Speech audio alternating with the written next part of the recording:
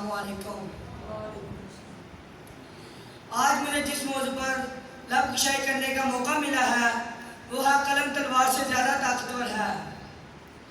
تیز ہے میرا قلم تلوار سے، تیز ہے میرا قلم تلوار سے، دوست خائف ہے میری رفتار سے۔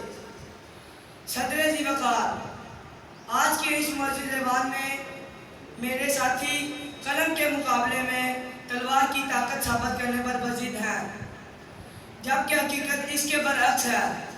اگر تلوار میں طاقت ہوتی تو رب کائنات سرور دو عالم صلی اللہ علیہ وآلہ وسلم کو قلم کی بجائے شمشیر اٹھانے کا درس دیتے۔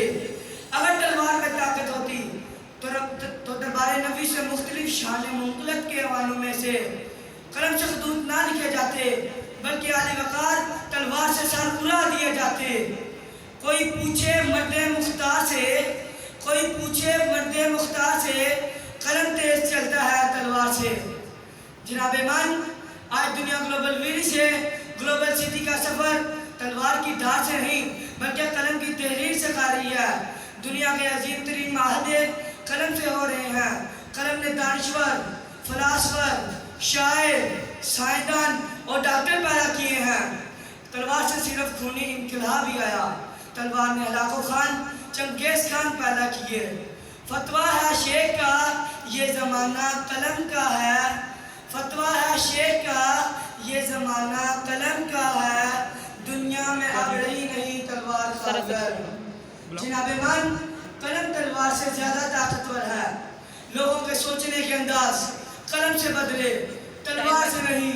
دنیا میں امن، محبت قلم سے پیدا ہوئی، تلوار سے نہیں۔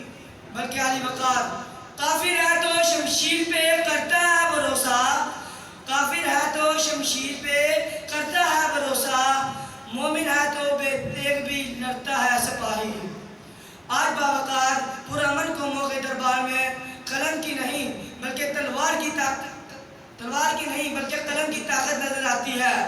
دنیا میں امن اور محبت قلم سے پیدا ہوئی، تلوار سے نہیں۔ دنیا کہتی ہے کہ اسلام تلوار کے زور پر پھیلا، جبکہ طریق وہ ہے یہ عالم اور فاضل اور صاحب امر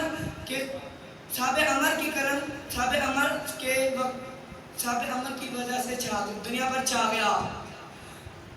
اگر